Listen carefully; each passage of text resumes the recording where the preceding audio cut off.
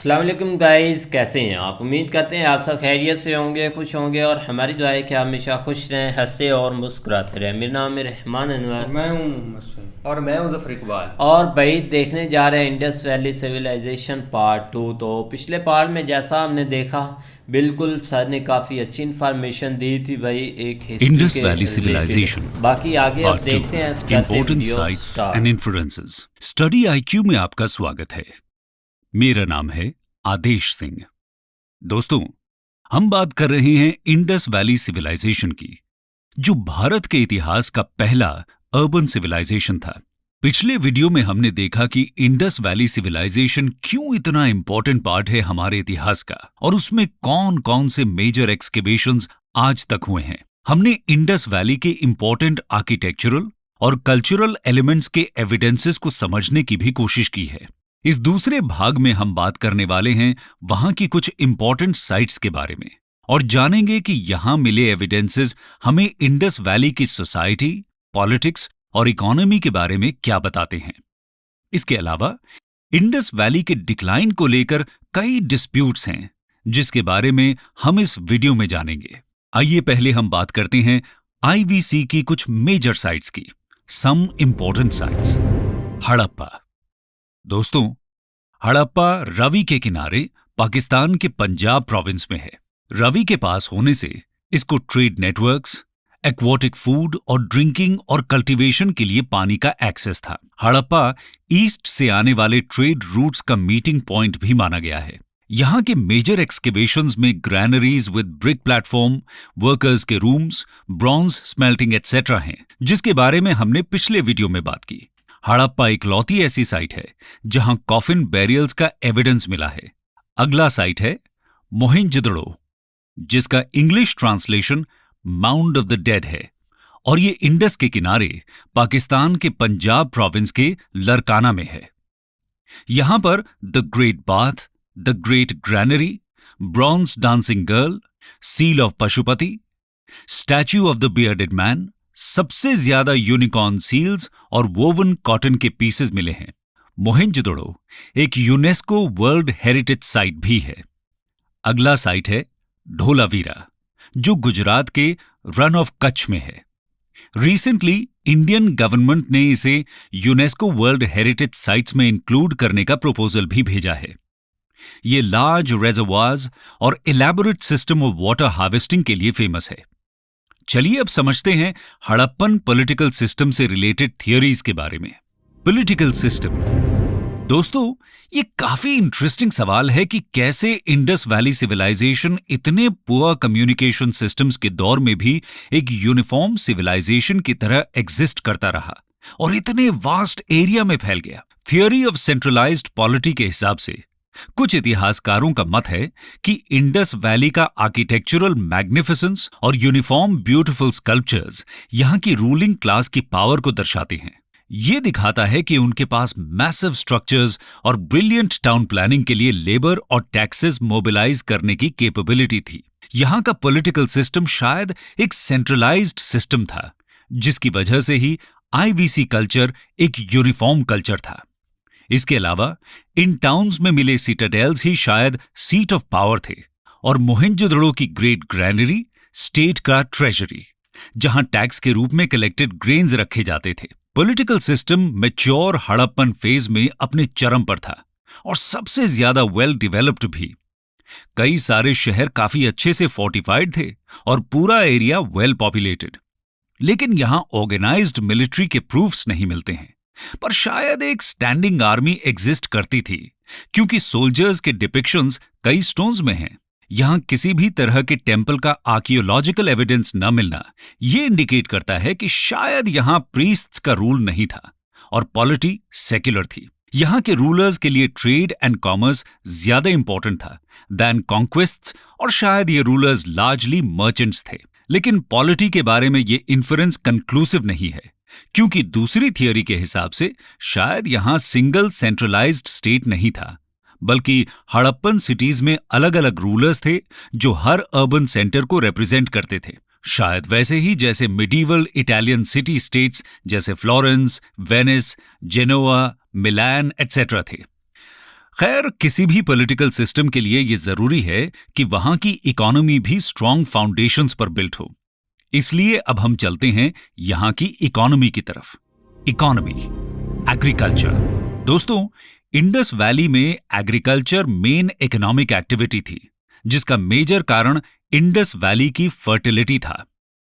ये fertility Indus के हर साल ओवरफ्लो की वजह से थी, जिसका एविडेंस बर्न्ड ब्रिक्स के वॉल्स में है जो फ्लड कंट्रोल के लिए यूज होते थे। इंडस वैली के मेन क्रॉप्स में व्हीट, बार्ली, राय, सेसमम, मस्टर्ड और पीज हैं, लेकिन लोथल और रंगपुर में राइस के एविडेंसेस भी हैं। आईवीसी के बारे में एक इंटरेस्टिंग बात यह है कि शायद ये कॉटन प्रोड्यूस करने वाले सबसे पहले लोग थे। बुने हुए कॉटन का एविडेंस हमें मोहेंजोदड़ो से मिला है और लगभग हर घर में स्पिंडल व्हील्स ये बताते हैं कि वीविंग एक कॉमन प्रैक्टिस थी।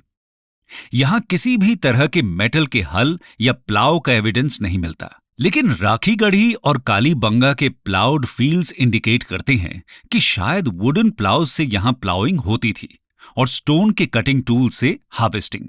इरिगेशन के लिए शौर्तुगाई के अलावा कहीं भी मेजर कैनाल्स का एविडेंस नहीं है, लेकिन छोटे वाटर टैंक्स जरूर थे। कालीबंगा के फील्ड्स ये भी बताते हैं कि वहां एक साथ 2 क्रॉप्स ग्रो की जाती थी। इसके अलावा एनिमल डोमेस्टिकेशन भी कॉमन था, जिसमें ox, buffalo, goats, sheep, pigs और हम्प्ड बुल मेन एनिमल्स हैं। यहां के लोग डॉग्स, कैट्स, एलिफेंट्स, राइनोज से भी अवेयर थे। डोंकी और कैमल्स का यूज प्लाउइंग और ट्रेड में होता था। सबसे चौंका देने वाली बात यह है कि हड़प्पन्स हॉर्स से अवेयर नहीं थे, क्योंकि उस पर कोई कंक्लूसिव एविडेंस नहीं मिला है। मोहेंजोदड़ो में एक टेराकोटा का हॉर्स लाइक क्रीचर और सूरकोटड़ा में हॉर्स लाइक एनिमल के स्केलेटन्स हैं, लेकिन ये दावा नहीं कर सकते कि वो हॉर्सेज ही हैं। खैर, विवाद से अलग ये तो साफ है कि फ्यूचर सिविलाइजेशन से अलग हड़प्पन सिविलाइजेशन हॉर्स सेंट्रिक बिल्कुल नहीं था। एग्रीकल्चर के अलावा ट्रेड एंड कॉमर्स भी हड़प्पन इकोनॉमी का क्रूशियल कंपोनेंट था। तो आइए अब हम हड़प्पन ट्रेड एंड कॉमर्स के बारे में जानते हैं। Economy, trade and commerce. Granaries में मिले सील्स, यूनिफॉर्म स्क्रिप्ट और वेट्स एंड मेजर्स यहां ट्रेड का इंपॉर्टेंस दिखाते हैं। इस ट्रेड में लोथल इंपॉर्टेंट पोर्ट था, जो गल्फ ऑफ खंबाट में है।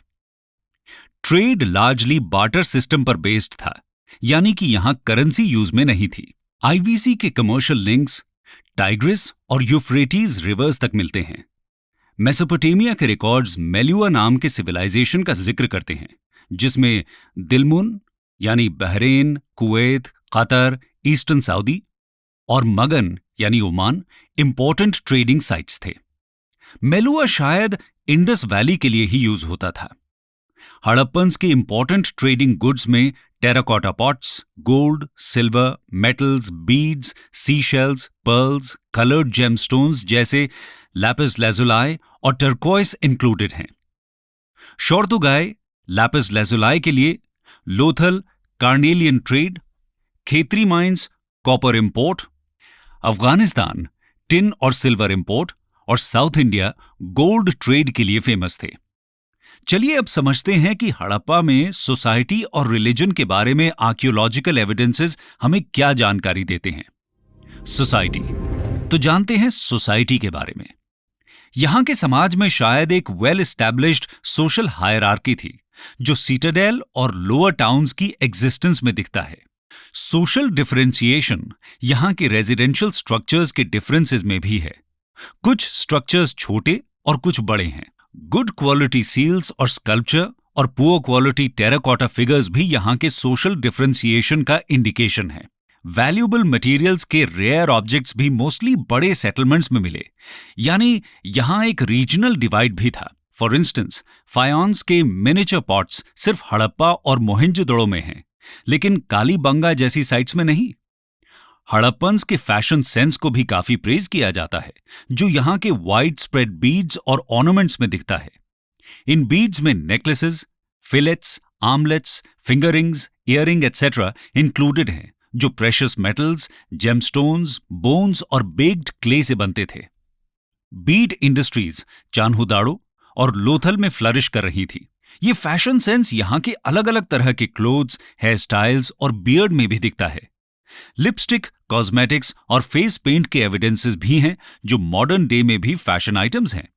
रिलीजन की बात करें तो यहाँ ग्रेट बाथ के अलावा कोई और रिलीजियस स्ट्रक्चर नहीं मिला, लेकिन यहाँ के लोगों के रिलीजियस प्रैक्टिसेस के बारे में बाकी के एविडेंसेस से इन्फरेंसेस निकाले जा सकते हैं। यहाँ कई सारे वुमेन टेराकोटा फिगरीन्स और एम्ब्रियो ऑफ वुमन का रिप्रेजेंटेशन शायद गॉडेस ऑफ अर्थ को दर्शाते हैं। हड़प्पन्स शायद अर्थ को फर्टिलिटी गॉडेस की तरह देखते थे और वर्शिप करते थे। इसके अलावा पशुपति महादेव भी शायद एक डेटी थे जो एक सील में 3 हॉर्न्ड हेड के साथ यौगिक पोस्चर में दिखते हैं। इसके अलावा स्टोन के बने फैलस वर्शिप के एविडेंसेस भी हैं। हड़प्पन्स शायद ट्री वर्शिप भी करते थे, क्योंकि हमें एक डेटी का डिपिक्शन पीपल के ब्रांचेस में मिलता है। एनिमल वर्शिप का सबसे important evidence 1 horned unicorn seal है। कई और एनिमल्स का सील्स में रिप्रेजेंटेशन भी एनिमल वर्शिप को इंडिकेट करता है। यहां एम्युलेट्स का मिलना बताता है कि शायद ये ईवल फोर्सेस में भी विश्वास करते थे। इन सब के बाद सवाल ये उठता है, क्या हड़प्पन कल्चर में लैंग्वेज का एग्जिस्टेंस था? चलिए आइए देखते हैं। Language and script. दोस्तों, हड़प्पन सिविलाइजेशन में लैंग्वेज की बात करें तो ये एक प्रोटो हिस्टोरिक सोसाइटी थी, यानी यहां रिटन एविडेंसेस तो मिले लेकिन स्क्रिप्ट डिकोड नहीं हुई है। हड़प्पन्स ने आर्ट ऑफ राइटिंग को इन्वेंट तो किया, लेकिन ये शायद अंडर डेवलप्ड थी। हड़प्पन स्क्रिप्ट लार्जली पिक्टोग्राफिक है, यानी उसमें अल्फाबेट्स की जगह डायग्रामेटिक सिंबल्स हैं। इनकी राइटिंग स्टाइल को बूस्ट्रोफिडॉन बोलते हैं, जो राइट टू लेफ्ट और फिर लेफ्ट टू राइट लिखी जाती थी। एंशिएंट सिविलाइजेशंस में बेरियल प्रैक्टिसेस को भी काफी इंपॉर्टेंस दिया जाता है, इसलिए अब हम हड़प्पन बेरियल प्रैक्टिसेस के बारे में जानेंगे। The burial practices. मोहेंजोदड़ो में 3 तरह के बेरियल्स हैं: कंप्लीट बेरियल, फ्रैक्शनल बेरियल्स और पोस्ट क्रिमेशन बेरियल। फ्रैक्शनल बेरियल्स में डेड बॉडी को पहले वाइल्ड बीस्ट्स और बर्ड्स के लिए छोड़ दिया जाता था और बाद में बचे हुए बोन्स को बेरी किया जाता था। सबसे कॉमन बेरियल प्रैक्टिस थी एक्सटेंडेड इनह्यूमेशन की, जिसमें हेड जनरली नॉर्थ की तरफ होता था। हड़प्पा में वुडन कॉफिन और रेडिश क्लॉथ में लिपटी बॉडीज मिली हैं और सूट कोटड़ा से पॉट बेरियल के एविडेंसेस। लोथल में डबल बेरियल का एविडेंस मिला है, जहां मेल और फीमेल बॉडीज को साथ में दफन किया गया था। इस पर्टिकुलर केस में फीमेल स्केलेटन में हेड इंजरी है, जिसके चलते क्लेम किया गया कि शायद यहां विडो सैक्रिफाइस जैसी प्रैक्टिसेस थी, लेकिन बाद में राखीगढ़ी में 2019 में मिले डबल बेरियल में ऐसा कोई इंजरी नहीं मिला। ऐसे डबल बेरियल का वाइड स्प्रेड एक्सिस्टेंस न होना ये इंडिकेट करता है कि विडो सैक्रिफाइस की थियरी शायद वीक है। इसके अलावा बेरियल्स में पॉटरी और बाकी के आर्टिफैक्ट्स जैसे बैंगल्स और बीड्स आफ्टर लाइफ में बिलीफ को इंडिकेट करते हैं। बेरियल्स के आर्टिफैक्ट में क्वालिटेटिव डिफरेंसेस यहां सोशल हायरार्की की थ्योरीज को सपोर्ट करते हैं। तो ये थी हड़प्पा की सोसाइटी, कल्चर, पॉलिटी और इकोनॉमिक्स की कहानी। लेकिन दोस्तों, इतनी मैग्निफिसेंट सिविलाइजेशन के बारे में इतिहासकार कहते हैं कि ये मिस्टीरियस तरीके से खत्म हो गया। तो आइए समझते हैं हड़प्पन डिक्लाइन को। Theories of decline. दोस्तों, हड़प्पन डिक्लाइन पर काफी विवाद है और 100% सर्टेनिटी के साथ कोई भी थियोरी प्रूव्ड नहीं है। 1900 बीसी के आसपास कई इंडस सिटीज खाली हो गई और हिस्टोरियंस मानते हैं कि यह प्रोसेस 1700 बीसी के आसपास स्टार्ट हुआ। एक थियोरी के हिसाब से हड़प्पा का डिस्ट्रक्शन इन्वेडर्स ने किया। इसे आर्यन इन्वेजन या माइग्रेशन थियोरी कहा जाता है। कुछ एविडेंसेस बताते हैं कि लोगों ने अपने वैल्यूएबल आइटम्स घरों में छुपाने चालू कर दिए थे। यह शायद एक इन्वेजन के डर से था।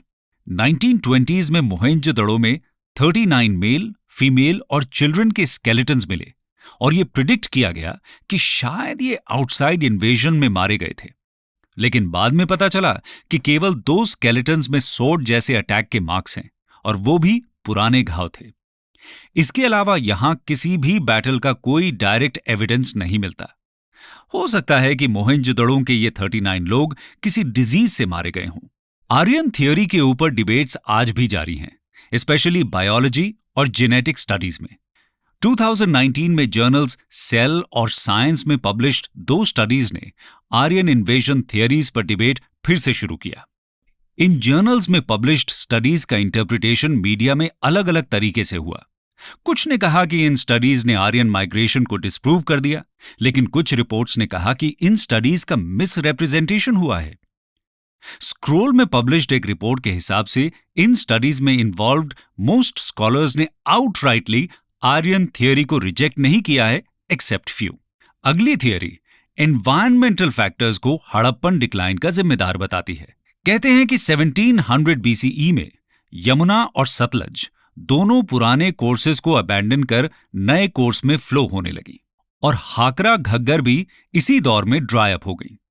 इसके चलते यहां वाटर सप्लाई कम हो गया। इसके अलावा इस दौर में रेनफॉल भी कम हुई। सॉइल की फर्टिलिटी में रिडक्शन ने सीरियल प्रोडक्शन को कम कर दिया और अर्बन लोग स्टारवेशन से मर गए। कुछ स्कॉलर्स सडन फ्लडिंग को भी जिम्मेदार मानते हैं।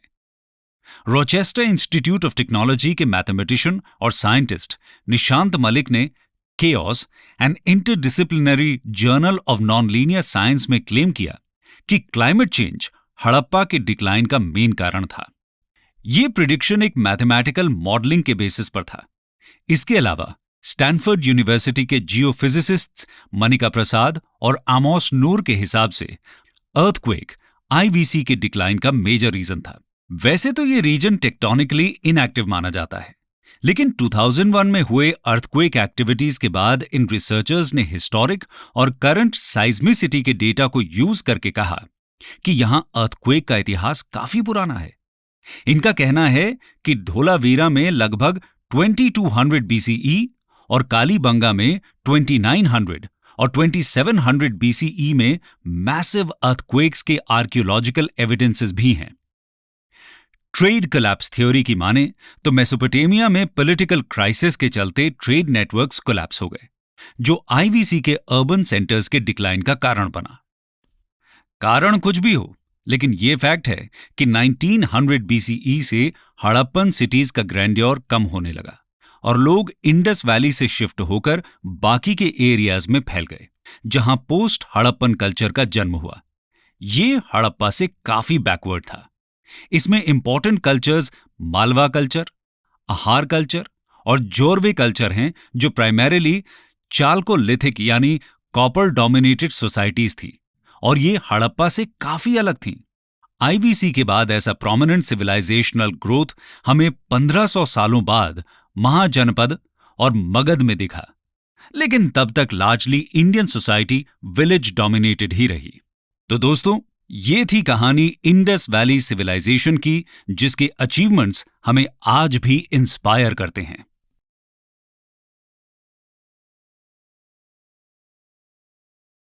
तो जैसा हमने देखा, बिल्कुल भाई पिछले पार्ट में सर ने बहुत अच्छी हमें चीज़ें बताई थी कि जैसे वो रहते थे, या जितनी उन्होंने भाई एडवांस चीज़ें की हुई थी कि हम सोच भी नहीं सकते थे कि भाई अब के माहौल को लेकर उन्होंने सारे काम किए हुए थे। लेकिन इसके बारे में उनकी अगर देखा जाए, ट्रेड के बारे में सर ने बताया कि ट्रेड उस वक्त ये है कि पैसों में नहीं, और हम भी देखते हैं कुछ पुराने ड्रामे वगैरह, तो उसमें भी यही बताया जाता है कि उस वक्त भी भाई ये है कि कोई चीज़ देते थे या उसके बदले में भाई कोई खाने के लिए चीज़ ले लेते थे, या कोई ऐसी चीज़ें होती थी। पैसे वगैरह उस वक्त नहीं इतने। लेकिन ये है कि अगर हिस्ट्री को लेकर देखा जाए तो हमारी हिस्ट्री भाई पीछे बहुत सारी भाई चीज़ें छुपी हुई हैं, जिसके बारे में अभी भी खोज जानबीन हर चीज़ अभी भाई जारी है। लेकिन इसको लेकर अगर सबसे बड़ी डेवलपमेंट देखा जाए तो अभी हमने देखा था कि एक द्वारका की हिस्ट्री जो अभी लास्ट जो भाई अभी उस पर भी रिसर्च हो रही थी कि उसके बारे में काफ़ी ज़्यादा एविडेंस मिले थे। तो जिधर भी भाई जाते हैं ना, बहुत सारी चीज़ें हमें देखने को मिलती हैं। लेकिन भाई जो इधर अगर देखा जाए तो भाई इंडस वैली सिविलाइजेशन है ना, ये भाई बहुत हट गया है कि इसमें काफ़ी सारी भाई चीज़ें होती रही हैं या होती आई हैं, क्योंकि ये काफ़ी बड़ा एरिया भी था, तो इसीलिए भाई अब पता नहीं और चीज़ें मिलती है तो ऐसी और भी कुछ भाई चीज़ें देखेंगे। अब देखो ना, एक साइंस इतनी मतलब कि टेक्नोलॉजी और साइंस आ चुकी है कि आप एक हज़ारों साल पहले जो चीज़ें होती थी उसका आप मतलब कि हर चीज़ एक उसको एक जांच सकते हैं, एक आप उसकी सारी हिस्ट्री निकाल सकते हैं। तो भाई यही चीज़ें आप देखो, पहले अगर ऐसी चीज़ें ना होती तो किसी को क्या पता था कि इधर क्या होता था क्या नहीं होता था। लेकिन अब देखो भाई ने, और मतलब कि एक भाई ने तो एक्सप्लेन किया, लेकिन ये एक हिस्ट्री है। आप मोहनजोदड़ो की एक मतलब के बात करें तो उधर काफ़ी हिस्ट्री पड़ी हुई है, लेकिन लोगों का माइंड सेट आप देखें, लेकिन कमाल का था माइंड सेट। लोग एक मतलब के एक उनका एक चीज़ें बनाना, उस पर एक अमल करना, और ऊपर से हर चीज़ को ऐसे मैनेज करना, वो तो अब के दौर में भी नहीं होती। नहीं, बिल्कुल ऐसे ही है जिस तरह सर बता रहे थे कि कोई ख़ास एविडेंस नहीं मिला उनका मिलिट्री के ऊपर कि उनकी एक मिलिट्री थी या कोई मतलब एक रिलीजन प्रैक्टिस जो है ना वो उस हद तक नहीं मिली जिस तरह हम एक सोचते हैं कि वहाँ पे। लेकिन ये है कि कोई एक छोटी मोटी जिस तरह वो मतलब देख लो कि वो एक ज़मीन की पूजा या कोई मतलब कोई इस तरह की छोटी मोटी हो सकती है, लेकिन ये कि कोई मेजर लेवल की एक्टिविटी जिसको हम कह सकते हैं कि वो नहीं थी। लेकिन ये कि वो एक वेल डिज़ाइन थे और मतलब हर तरह का जो है ना वो कारोबार वो करना जानते थे, जो कि मतलब आज के दौर में भी शायद उस तरह का ना हो। वो एक बहुत अच्छे तरीके से जो है ना वो अपना सिस्टम चला रहे थे। लेकिन उसके बावजूद जब उनके बोरियल साइट्स के ऊपर आए तो वो मतलब डिफरेंट उसकी थ्योरी, जिस तरह सर बता रहे हैं कि वो मतलब एक विडो औरत के लिए एक विडो सिस्टम जो है ना वो था या बाकी जो है ना। लेकिन एक वक्त के साथ साथ जैसे चीज़ें मिल जाती हैं वो एक पहले वाली थ्योरी वहाँ पे रुक जाती है और नई जो है ना वो क्रिएट हो जाती है। लेकिन एग्रीकल्चर के हवाले से उनकी जो है ना वो वहाँ पे काफ़ी चीज़ें मिली, जिसमें जो है ना वो एक जो है ना वो ख़ास ये है कि मतलब उनका ये जानवरों के थ्रू जो है ना वो अपनी ये खेती बाड़ी जो है ना उसको एक वो करते थे। लेकिन जो उनका खात्मा हुआ ना वो एक थोड़ा सा जो है ना वो अभी तक भी, लेकिन ज़्यादा लोग जो है ना वो यही मानते हैं कि इन्वेडर्स जो है ना वो एरियन इन्वेडर्स के थ्रू जो है ना उनका जो है ना वो खात्मा किया गया, वही आके जो है ना उनके ऊपर वो हैवी रहे हैं। और उसके बाद लेकिन कुछ जो है ना वो थोड़े लोग यही सोचते हैं, जिस तरह सर बता रहे थे कि एक फ्लड आप कह लें कि मतलब एक फ्लड आया जिसमें ये सारी चीज़ें जो है ना वो बह गई, तो ज़्यादा इन्वेडर्स के ऊपर। तो बाकी देख लो कि भाई किस हद तक एक चीज़ें छुपी हुई हैं और सर ने बहुत अच्छे से भाई एक्सप्लेन किया। बहुत बड़ी थी वो, कोई छोटी मोटी नहीं थी। तो उम्मीद करते हैं आपको वीडियो पसंद आएगी। अगर पसंद आए तो